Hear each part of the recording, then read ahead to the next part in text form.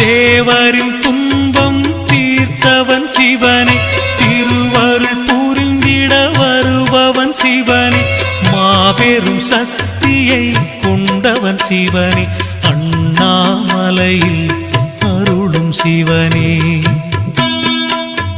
மூர்த்திகள் மூவரில் மூத்தவன் சிவனே, முக்தியை கொடுக்கும் ஆண்டவன் சிவனே, கீர்த்திகள் வழங்கிடும் தேவனும் சிவனே, அண்ணாமலையில் அருளும் சிவனே.